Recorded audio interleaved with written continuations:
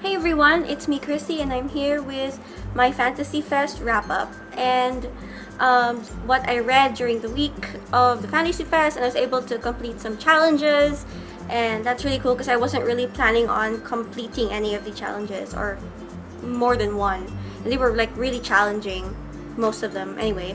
So the first book that I read, and I'm only including this because I read it on the first day of the Fantasy Fest, and that is The Strange Case of Dr. Jekyll and Mr. Hyde.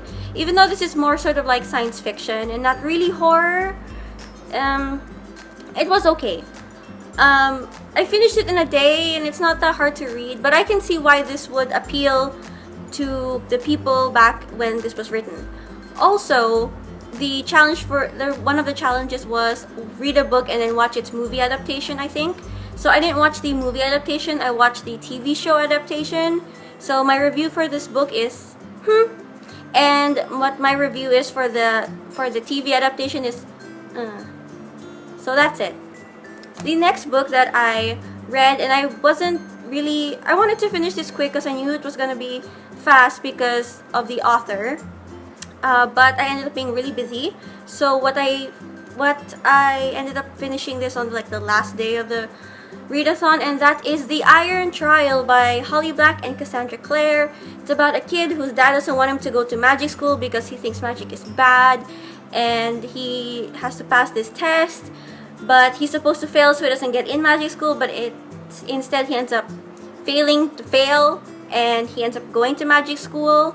So I like the world building, I liked the plot, I liked how fast paced this was, and I like Holly Black and Cassandra Clare working together. I can like clearly see both of their influences coming together, and it's really nice, and I hope soon I can find and read book 2, The Copper Gauntlet.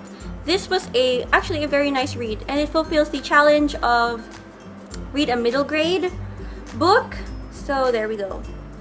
And then the last book that I was able to finish, but I didn't really read it, I listened to it, and it's the first time I've ever listened to an audiobook or anything, like reading a book but not really reading a book, right? That's weird, but it was I don't know if I can insert a picture here somewhere, or you can just pretend it's here, and that is The Throne of Glass by Sarah J. Maas.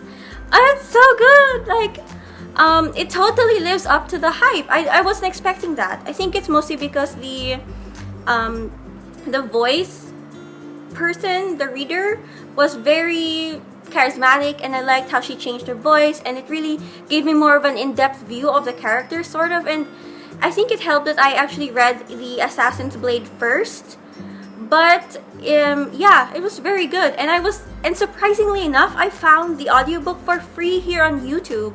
I just listened to it while I was doing chores, and it was really great because I got to do so many things while also enjoying myself by reading a book or listening to a book, and it was really fun. Like, I can't even begin to say how nice audiobooks are, and I think that I might get into them now that I have experienced this wonderful free experience.